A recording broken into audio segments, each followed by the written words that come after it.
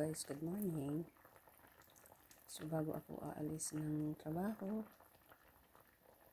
nagluto muna ako ng ulam para sa naiwan at nagluluto na rin ako ng kanin. Nakapaglabas na ako ng basura kasi darating na ang truck. Tapos naglinis kunti sa labas, malamig na, so wala akong guwantes, sakit sa kamay. So ayan, nakapagluto na para may makain ang ating naiiwan. So kagabi hindi rin ako nakapag bihis agad ng damit dahil nagluluto pa ako ng kanilang hapunan. So ayan, pagod din. So ganun talaga ang buhay. So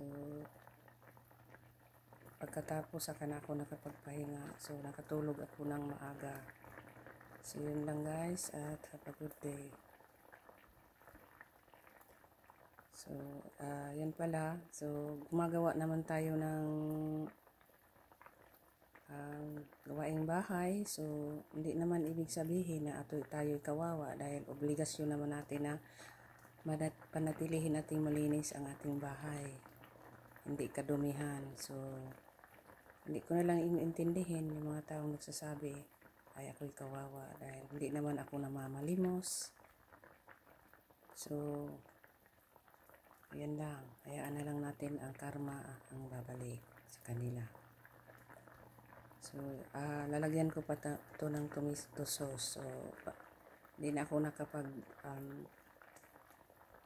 kamera doon sa labas kanina dahil sobrang lamig. So yun lang, at have a good morning sa lahat.